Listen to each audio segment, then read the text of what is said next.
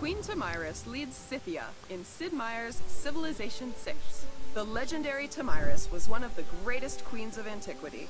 Although we know little about her, early historians describe her as a formidable warrior ruler of steppe nomads. Queen Tomyris is legendary for having killed Cyrus the Great of Persia.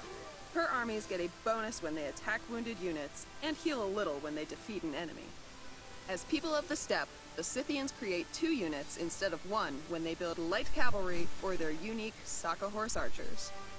The Saka horse archer is highly mobile, and it doesn't require horse resources to construct.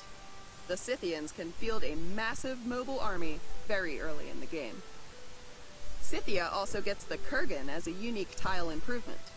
This provides faith and gold, and gets a bonus for being built near pastures. It can't be built on a hill, and you can't build kurgans next to each other. Scythia is one of the strongest military civilizations of the ancient and classical eras.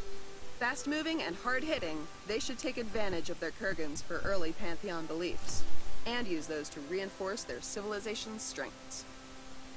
Tomyris is an honorable warrior who hates surprise declarations of war.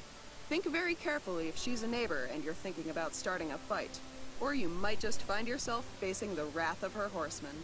Will future historians speak your name with honor and respect? Alright, so I'm really pumped about this new nation, even more so in some ways than the Aztecs, because you get to get a massive amount of horses out, and the fact that every time you make one, you get 2 of them essentially, will help you field a massive army, and that'll be quite interesting in the fact that they will play very differently. They'll be playing kind of with a horde mechanic, which is awesome. Now, obviously, that'll have to be balanced very carefully to not make them, the scourge of the earth.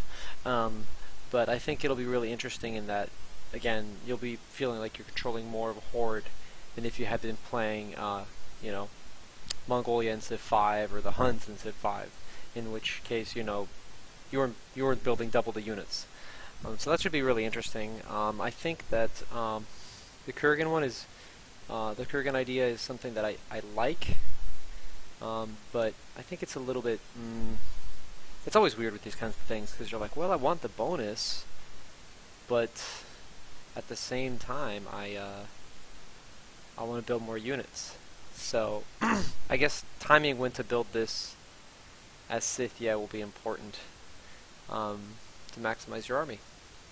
I'd say this is one of the strongest nations so far, especially with the horses being so strong in Civ with mobility. So I think that this little boost from faith and the fact that you're going to have so many good units is really going to make Scythia one of the best nations. They might even probably are going to outdo the Aztecs.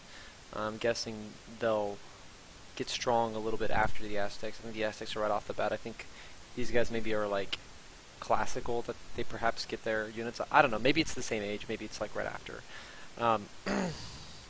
But either way, I think they might even be out fighting the Aztecs with those horses, especially on open land. So we'll have to see how it goes, but they'll be very, very formidable. So in terms of late game fighting though, like the Aztecs have them, because the Aztecs have the amenities bonus. So they'll be an extremely strong early game a nation with a little bit of extra faith to help them kind of do alright through the mid game.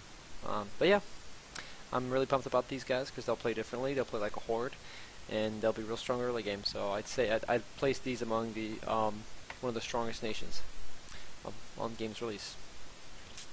Have a good one, guys. I'll be coming up with more videos soon. Bye.